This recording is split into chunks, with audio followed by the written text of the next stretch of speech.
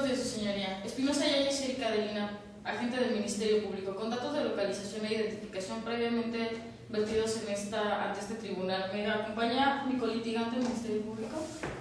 Buenos días, su señoría. Marco Antonio Guzmán Rayas, agente del Ministerio Público, con datos de localización e identificación previamente registrados ante este tribunal.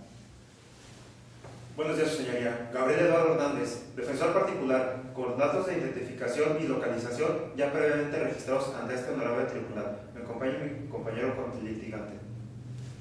Sí, buenos días, su señoría. Soy el defensor particular, el licenciado José Asunción Rodríguez Estefanoni, con datos de identificación y de localización previamente registrados ante este tribunal.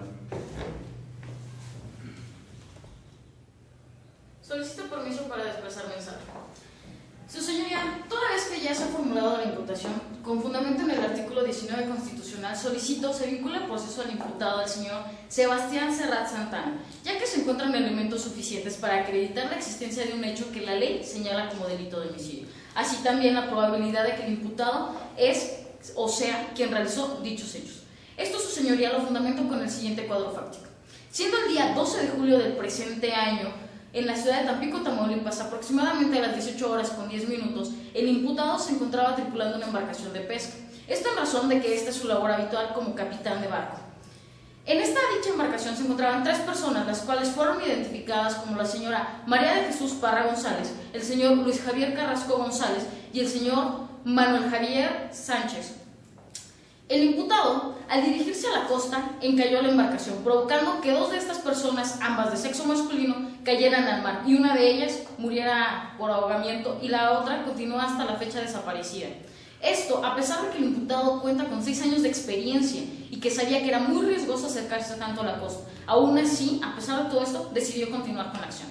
Lo anterior, su señoría, lo fundamentó en la siguiente calificación jurídica.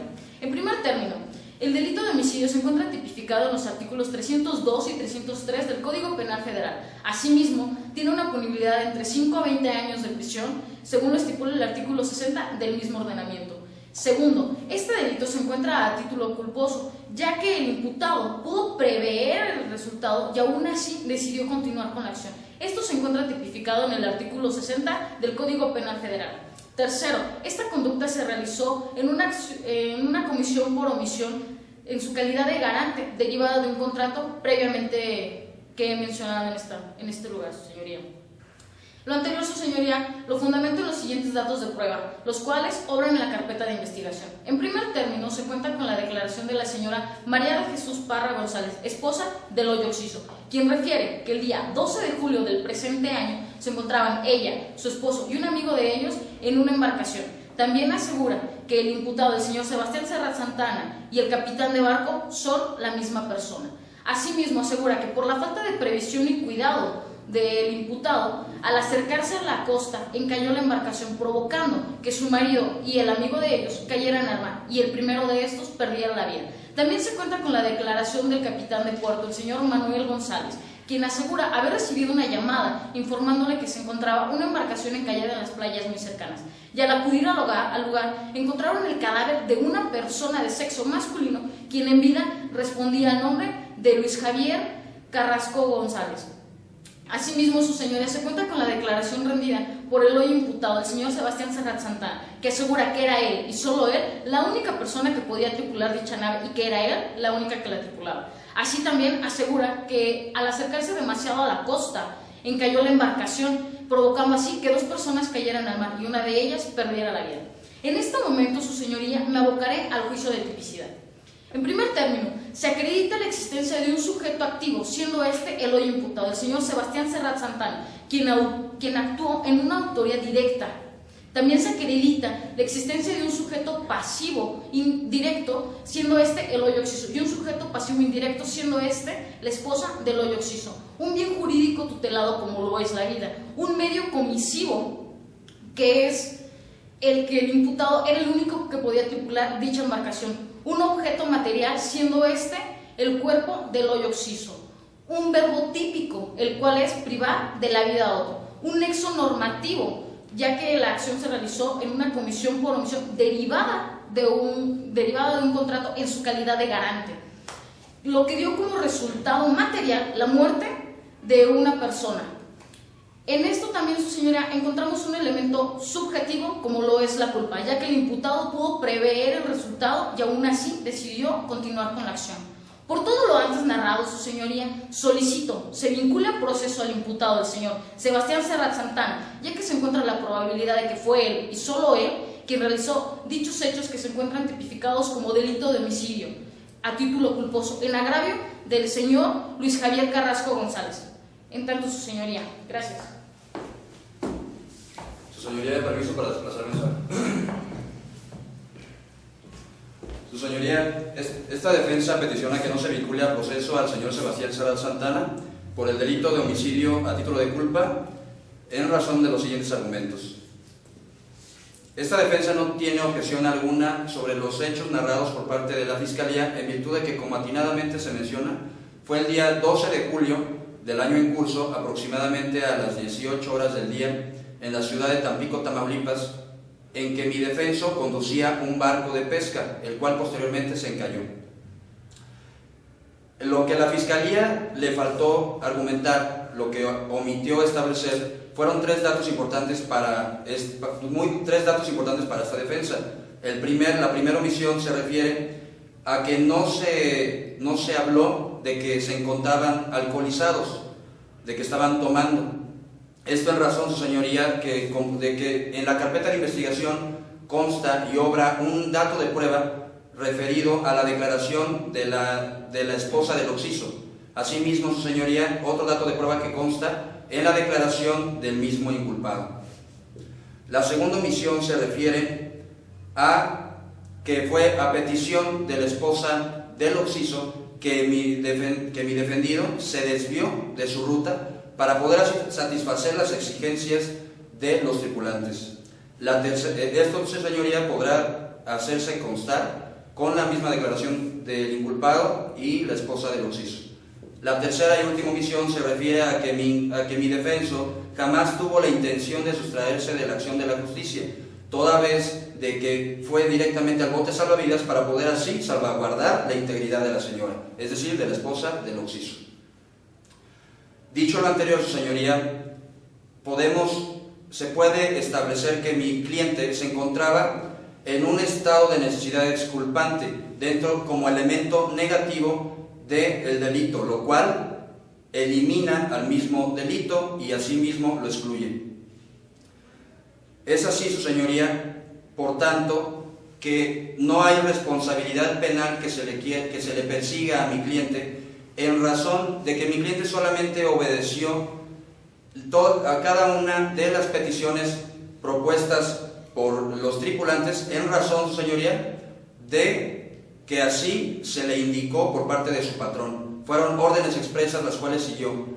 Eso, su señoría, obedeció en razón al miedo tan intenso que le provocaba el hecho de desobedecer las instrucciones por parte de su patrón, ya que si desobedecía, él estaba propenso a que lo despidieran y por lo tanto su familia también estaba peligrando. ¿Por qué? Porque su familia depende económicamente del salario del señor Santana. Dicho lo anterior, su señoría, se puede establecer que se encuentra un excluyente del delito, una causa excluyente del delito, una causa de exculpabilidad, una causa exculpante, perdón, en razón a que solamente obedeció órdenes por parte de su patrón, toda vez de que los tripulantes le dijeron que se desviara hacia la costa porque querían apreciar así la ciudad. Es decir, obedeció solamente lo dispuesto por parte de los tripulantes. Ahora bien, su señoría, yo me pregunto el por qué la señora no se cayó. Está bien, es bien visto, su señoría, o mejor dicho, es bien argumentado el decir que si de por sí, estando en alta mar, se siente mareos, está propenso a mareos, ¿qué será, su señoría, cuando estén tomando bebidas embriagantes? Es más que obvio, su señoría, que el equilibrio de las personas se encuentra en tela de juicio y por lo tanto es fácil caerse, cuanti más si se encuentran en un estado de embriaguez. Es por ello que esta defensa particular concluye que no fue el encallamiento del barco, sino fue el desequilibrio ocasionado por el estado de embriaguez en el que se encontraba. Dicho lo anterior, su señoría, dentro de los elementos, como ya lo refería anteriormente, dentro de los elementos negativos, mi cliente se encontraba en una causa exculpante, y si bien es cierto que esto no es la etapa procesal adecuada para poder analizar eso, es bien sabido que esta defensa tiene la obligación de hacerlo saber. Es cuanto, su señoría. Solicito permiso para desplazarme en sala.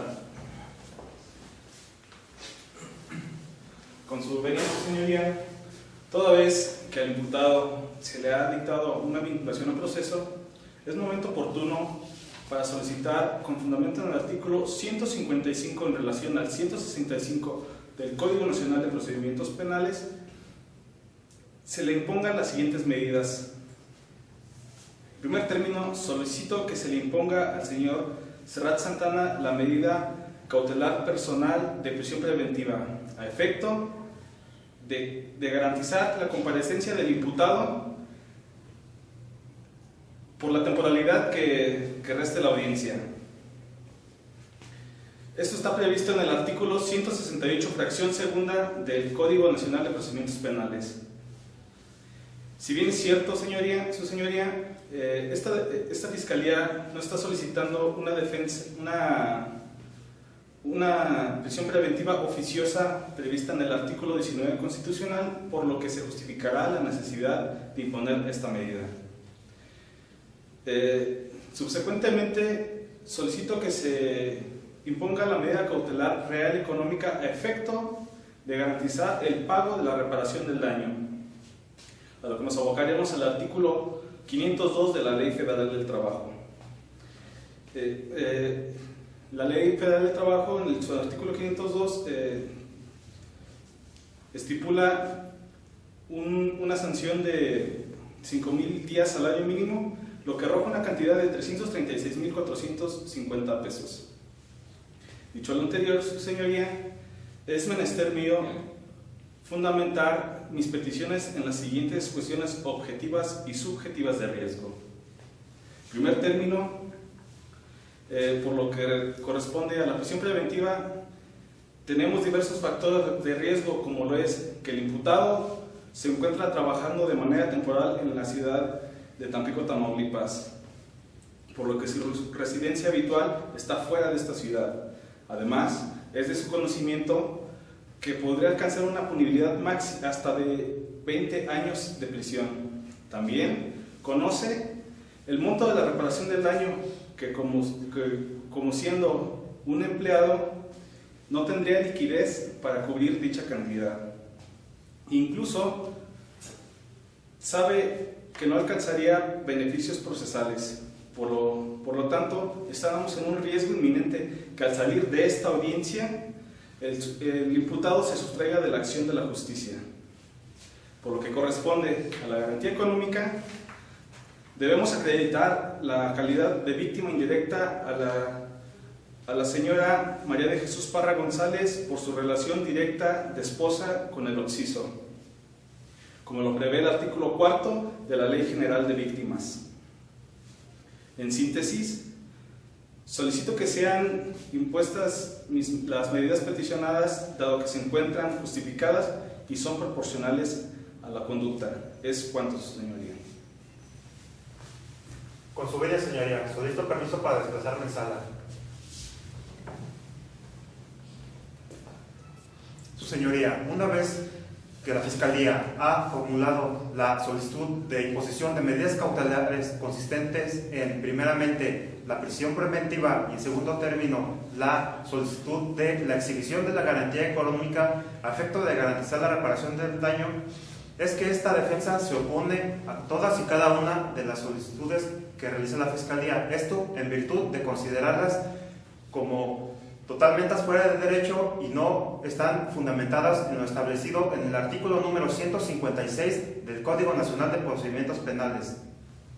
La Fiscalía solicita esto en virtud de elementos subjetivos y subjetivos, los cuales a continuación los argumentaré para dejar fehacientemente de que no existe riesgo alguno para totalizar e imponer las medidas cautelares solicitadas. En cuanto a la prisión preventiva, la Fiscalía solicita esta medida cautelar mencionando que mi defendido no vive en la ciudad de Tampico, Tamaulipas. Si bien es cierto, lo es así, también no menos cierto lo es de que al momento de suscitarse los hechos, no intentó darse la fuga a este, según los datos de prueba que obran en la carpeta de investigación, que dan como testimonios el del oficial de policía de nombre Rosalía Ruiz y el del capitán de puerto de nombre Manuel González Álvarez, en el que ellos dan fe de que en ningún momento mi defendido quiso sustraerse de la acción de la justicia. En ese sentido, señoría, es pertinente mencionar que no existen elementos subjetivos y objetivos a fin de considerar la imposición de tal medida cautelar. En cuanto a la imposición de la medida cautelar de exhibición de garantía económica para efectos de garantizar la reparación del daño, la Fiscalía menciona como argumentos el que mi defendido conoce el monto máximo de la punibilidad a que es acreditable. También menciona el monto máximo de la cantidad a pagar a efecto de garantizar la reparación del daño, así como que mi defendido conoce de que no es acreedor a la acreditación de beneficios. En ese sentido, señoría, la Fiscalía omite en señalar la mínima punibilidad a la que es acreedora, por lo que es obvio pensar de que es acreditado a obtener beneficios procesales, en el sentido de que mi defendido no conoce o conoce el monto máximo de la cantidad a pagar y de que no accede a beneficios procesales. Es prudente señalar que no queda de manera tajante acreditada la calidad de víctima a la señora esposa de Eloy Oxiso, toda vez de que no existe en la carpeta de investigación documento público que acredite tal personalidad. Por eso, su señoría, solicito se desestime, al no existir riesgo objetivo ni subjetivo, la imposición de esta medida cautelar. También, señoría, es prudente estimar lo que señala el artículo número 157 del Código Nacional de Procedimientos Penales, en el sentido de que la medida cautelar de prisión preventiva no es compatible con ninguna otra medida cautelar, salvo con la medida cautelar de inhabilitación de cuentas o la medida cautelar de embargo. En ese sentido, es totalmente improcedente la combinación de estas dos medidas cautelares. También es de considerar la opinión de la Unidad de Medidas Cautelares del Estado de Guanajuato, en el sentido de que se debe de estimar los mínimos riesgos para la imposición de medidas cautelares, toda vez de que del estudio socioambiental se derivó de que existen bajos riesgos de que mi defendido, el imputado, el señor Sebastián Serrat Santana, pueda hacerse acreedor a este tipo de medidas cautelares. Por tanto, al no estar justificadas y no ser proporcionales, solicito, señorías, se desestimen todas y cada una de ellas. Lo anterior lo realizo en base y en fundamento a lo que establece el artículo número 156, el artículo número 157, párrafo segundo del Código Nacional de Procedimientos Penales, y también a lo que establece el artículo 8 de la Convención Americana de Derechos Humanos, previamente ratificado por el Estado mexicano, además de lo señalado en el artículo número 6 de las medidas mínimas para la imposición de medidas no privativas de libertad, en relación al artículo número 133 de la Constitución Política de los Estados Unidos Mexicanos, es que solicito se desestime por completo todas y cada una de las medidas cautelares que solicita la Fiscalía. Es cuanto, señoría.